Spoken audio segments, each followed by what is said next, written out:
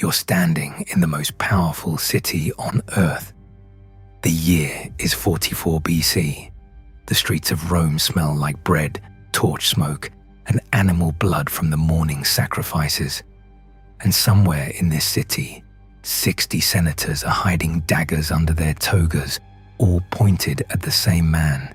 This is the Ides of March, and you're about to watch it happen in real time. Julius Caesar had accumulated honors more fitting for a god than a man.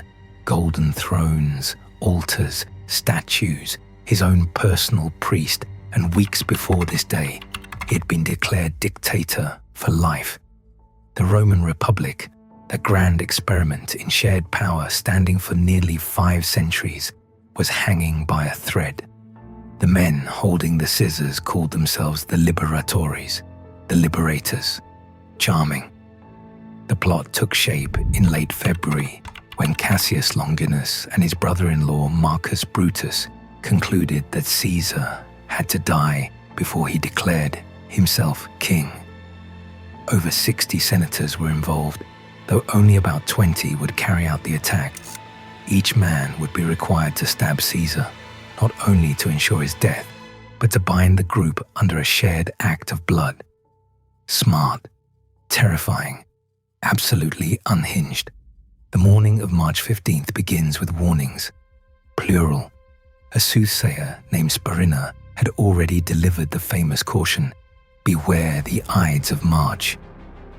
The night before, Caesar's wife Calpurnia awoke screaming after dreaming of his bloodied body in her arms. She pleaded with him to stay home.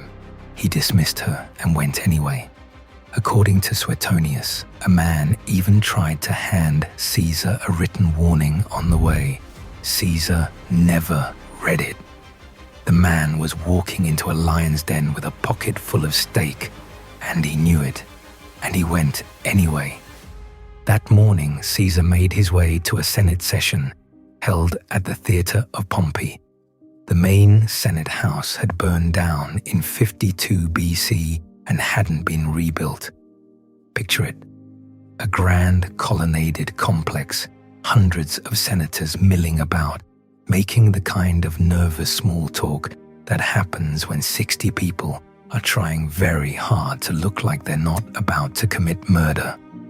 The conspirators had already gathered, waiting. Since carrying arms in the Senate was forbidden, daggers were hidden under robes and inside document boxes carried by slaves. Senator Trebonius had one critical job: keep Mark Antony, Caesar's loyal right-hand man, outside.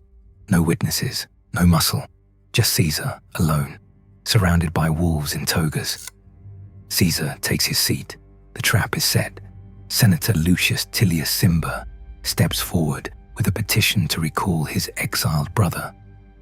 As the other conspirators crowd in, Cimber suddenly seizes Caesar's toga at the shoulders, a gesture of supplication that prevents Caesar from standing and leaves his neck completely exposed, and that is when everything explodes. Now here's the question you have to ask yourself. If you were in that room and you saw 60 senators closing in with daggers drawn, what would you do? Fight, run, freeze? Comment your answer below, because what Caesar did next is genuinely astonishing.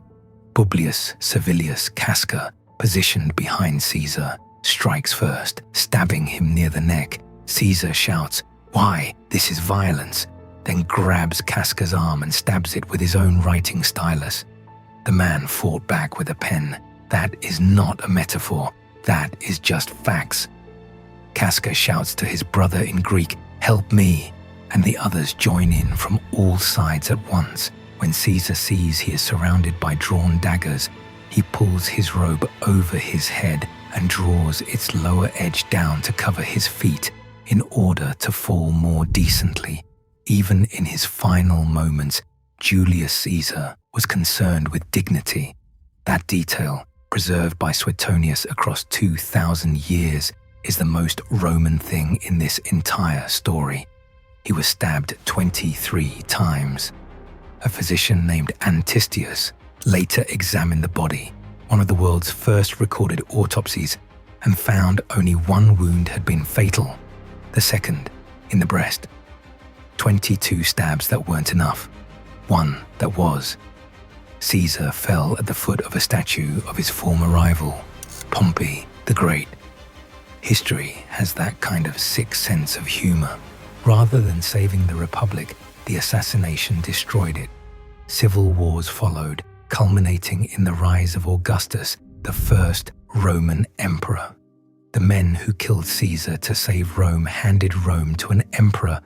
The Ides of March didn't just kill a man, it killed an entire system of government in less than an hour. If you want more deep dives into the moments that actually shaped the ancient world, the battles, the betrayals, the absolute chaos of Roman politics, hit subscribe and stick around. We're just getting started.